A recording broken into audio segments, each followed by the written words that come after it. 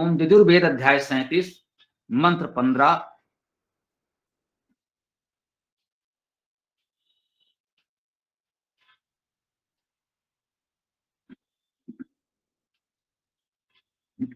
ओम समग्नि अग्निनागत सम देवेन सवित्रा सम सूर्येण अरोचिष्ट ओम स्वाहा समग्नि तपसा गत सम देवेन सवित्रा सम दैव्येन सवित्रा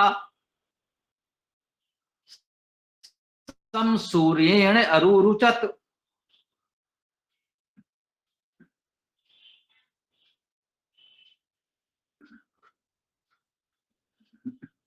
समग्नि सम्यक अग्नि, अग्रणी, प्रगतिशील अग्नि। अग्नि शब्द हम लोग जानते हैं अग धातु है गत्यर्थक। इसी अग धातु से अग्रणी शब्द भी बनता है। अग्रणी होना, अग्र अग्रणी इसी अग धातु से ही बनेंगे।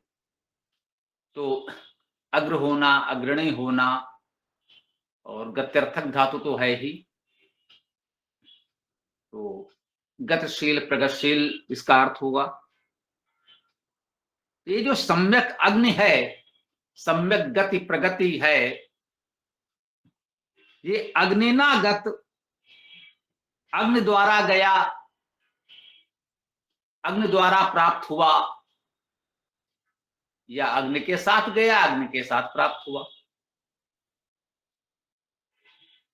हमने अनुभव किया है, बहुत बार चर्चा की है कि वैदिक भाषा मूल भाषा है, प्राचीनतम है।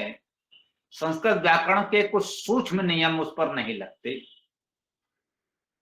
ये बाद में कलिकाल में विकसित हुई लौकिक संस्कृत भाषा में कुछ विशेषताएं अपनी हैं जो वैदिक भाषा पर नहीं लगती। जैसे वेद में सभी धातु में उभयपदी हैं। ऐसा नहीं कुछ धातु में आत्मनेपदी, कुछ धातु में परस्मैपदी पढ़ी जाएं। इसी प्रकार से विभक्तियां भी सार्वविभक्तियां हैं, सभी विभक्तियां सभी शब्दों में लग रही हैं।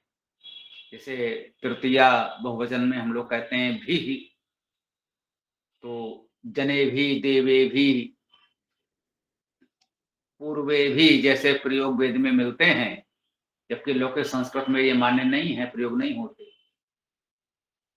तो इस बात को सभी विद्वानों ने माना है कि संस्कृत व्याकरण में जो कुछ इस प्रकार के नियम हैं कि यहाँ ऐसा होगा, वैसा होगा, वहां नहीं होगा, तो संस्कृत व्याकरण के इस प्रकार के छोटे छोटे उपनियम कह लें, जो भी कह लें, अपवाद कह लें, वैदिक भाषा पर लागू नहीं होते। वहां जो सामान्य नियम है वो है। जैसे तृतीया में जो प्रकरण है, जिस संदर्भ में ये थोड़ा सामने आपको बताना उचित समझा, कि तृतीया में उसके साथ या उसके द्वारा, जैसे अग्निना का अर्थ अग्नि के साथ, अग्नि के द्वारा, दोनों अर्थ हैं। अब जैसा कि हम कहते हैं कि मंत्र के अनुसार, मंत्र के अन्य पदों के अर्थों को देखते हुए पूरे मंत्र का जो अर्थ बने, तो दोनों में से जो उपयुक्त हो ग्रहण कर लें। यदि कहीं किसी अध्येता को ऐसा भी लगे कि इसमें ये वाला नहीं, ये वाला अर्थ ही उपयुक्त होगा, तो उसका भी आपको अधिकार है, स्वतंत्रता है, अपने बुद्ध विवेक के अनुसार जो उचित लगे चयन कर लें। तो वैदिक शब्द बहुअर्थी हैं। अनंतवय वेदा की युक्ति को ऐसे ही चरितार्थ करते हैं। तो चर्चा हम लोगों ने की है। तो हम कह सकते हैं कि जो सम्यक अग्नि है वो अग्निनागत, अग्नि के साथ ही जाता है, चलता है, अग्नि के द्वारा चलता है, दोनों में कोई अंतर नहीं है। अग्नि है वो अग्नि के साथ ही रहेगा, रहना चाहेगा। जो अग्रणी है, प्रगतिशील है, वो ऐसे के ही साथ रहेगा जिससे गुण कर्म स्वभाव उससे मिलते हों, उसके द्वारा ही उसे प्राप्त कर किया जा सकता है। ये भी ठीक बात है। जिस गुण कर्म स्वभाव वाले को हमें पाना है, तो वैसे ही गुण कर्म स्वभाव वाले से हमें मिलना पड़ेगा। उसी के द्वारा, उसी के माध्यम से, उसी के साथ हम उसे प्राप्त कर सकते हैं। तो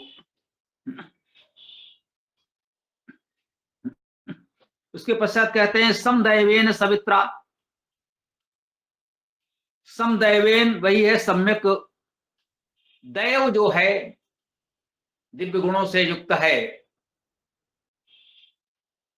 दिव्य द्वारा, दिव्यता द्वारा, दिव्यता के साथ, सवित्रा सविता के साथ, सविता सृजनशील, ऐश्वर्यवान, प्रेरक, सुप्रसवे, सुऐश्वर्य, सुप्रेरणे धातु से सविता शब्द की निष्पत्ति हमने की। समदैवेन सवित्रा, सम्यक दिव्य सविता के साथ। अब इसमें देखने की बात है, दैवेन में भी तृतीया एक वचन है, सवित्रा में भी तृतीया एक वचन है, अग्निना में भी तृतीया एक वचन है, तो इनका अन्वय एक साथ हो जाएगा। इसमें प्रथमा एक वचन में अग्नि ही है, तो इस वाक्य का कर्ता तो मुख्य रूप से अग्नि ही है। कहते हैं वे सम्यक अग्नि, अग्निना अग्नि के साथ, और वह अग्नि भी कैसा, जो दैवेन दिव्य है, सवित्रा सृजनशील ऐश्वर्यवान प्रेरक है, ऐसे अग्नि के साथ गत अर्थात गया, इसी के साथ चलता है, इसी के साथ रहता है, इसी के साथ प्राप्त होता है। गत्यर्थक धातुओं में जाना चलना के साथ साथ प्राप्त होना, पहुंचना, जानना का अर्थ भी निहित होता है। कह सकते हैं कि उस अग्नि को ऐसे दिव्य सृजनशील ऐश्वर्यवान प्रेरक अग्नि के द्वारा ही जाना जा सकता है, पाया जा सकता है। तो एक तो वह परमेश्वर अग्नि है जिसको हम पाना चाहते हैं, जानना चाहते हैं। तो कह रहे हैं उसको पाना है, उसको जानना है, तो हमें किसी अग्नि का सहयोग लेना पड़ेगा। वो परम परमेश्वर अग्नि को पाने के लिए जो समाज में हमारे उसके उपासक अग्नि स्वरूप हैं, जो ऋषि हैं, विद्वान हैं, जो दिव्य गुणों से युक्त हैं, सृजन ऐश्वर्य प्रेरणा से युक्त हैं, ऐसे विद्वान साधकों, उपासकों, ऋषियों के द्वारा ही हम उस परमेश्वर को प्राप्त कर सकते हैं। यही उचित मार्ग है, वही हमारा उचित मार्गदर्शन कर सकते हैं। उनको प्राप्त करने में ऐसा नहीं है कि कोई अपने आप को ऋषि महर्षि घोषित कर दे और बस उसकी शरण में चले जाएं, वो दक्षिणा लेकर आशीर्वाद दे दे और आप ईश्वर को प्राप्त कर लेंगे, ये तो नहीं है। लेकिन ये ठीक बात है, जो उसका जानकार है, जो उसको जानता समझता है, वही तो हमें उसके बारे में बता सकता है। तो जो उस अग्नि की उपासना करके स्वयं अग्नि स्वरूप हो गया है, जिसके अंदर वो दिव्य गुण आ गए हैं, वो हमको बताएगा कि उसने कैसे साधना उपासना की, कैसे स्वाध्याय चिंतन मनन किया, कैसे उसने उस परमेश्वर अग्नि को जाना समझा। तो उसके बताए हुए मार्ग पर चलकर हम भी जान सकते हैं, हम भी उसे प्राप्त कर सकते हैं। ये बात बिल्कुल ठीक है। तो आगे कहते हैं स्वाहा समग्नि तपसा गत समदैव्येन सवित्रा समसूर्येण अरुरुचत। वही बात है, बहुत थोड़ा सा अंतर है। इसमें एक शब्द जुड़ गया, स्वाहा। स्वाहा पर भी हम लोग चर्चा कर चुके हैं। स्वाहा का समानार्थक हम लोग व्यापक ग्रहण कर रहे हैं। सु उपसर्ग या स्वा सर्वनाम या अव्यय जो भी मान ले, स्वा अपना, उसके साथ आह, आह धातु का अर्थ व्याप्त होना। तो जो उत्तम प्रकार से व्याप्त है, व्यापक है, स्वाहा, या गुणों को व्याप्त कर ले, अपनी भावना को व्यापक बना ले, यह प्रेरणा इसके साथ हो सकती है। स्वाहा वह व्यापक सम सम्यक अग्नि ही तपसागत। परमेश्वर सर्वव्यापी है तो उसे स्वाहा कहा गया, तो ये ठीक बात है। स्वाहा का अर्थ है व्यापक, जो उत्तम प्रकार से व्यापक है वो स्वाहा, और उस परमेश्वर को यहाँ स्वाहा नाम से कहा जा रहा है क्योंकि वह सर्वव्यापी है, वह सम्यक अग्नि है, सब में अग्रणी प्रगतिशील है, तपसा तप द्वारा गत गया या प्राप्त होता है। उस तक पहुंचना है, उसको पाना है, उसको जानना है, तो तपसा तप द्वारा उसे हम जान समझ सकते हैं, प्राप्त कर सकते हैं। और तप कैसा, वही पुनः कह रहे हैं, समदय बेन सवित्रा, सम्यक दिव्यता के साथ, सृजन ऐश्वर्य प्रेरणा के साथ,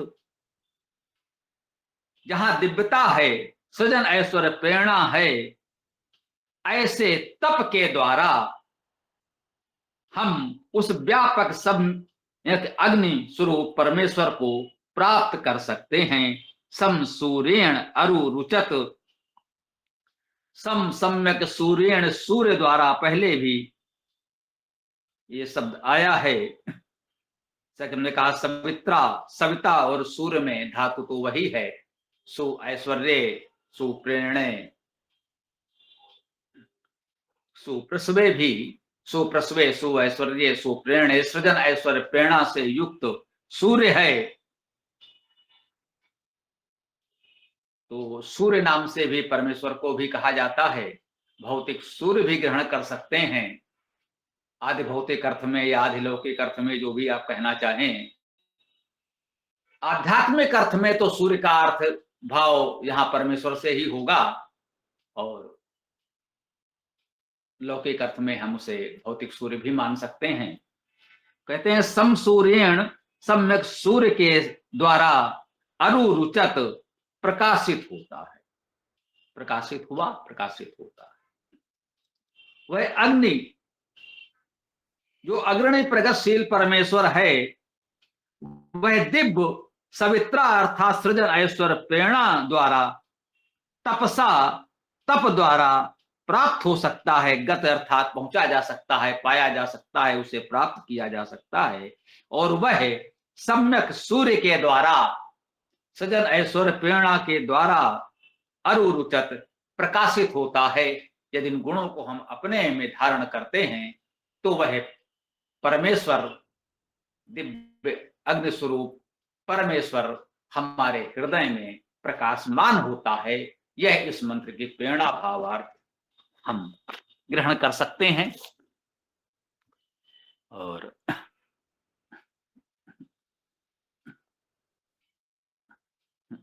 इस मंत्र चर्चा को हम यहाँ पूर्णता दे सकते हैं, विराम दे सकते हैं।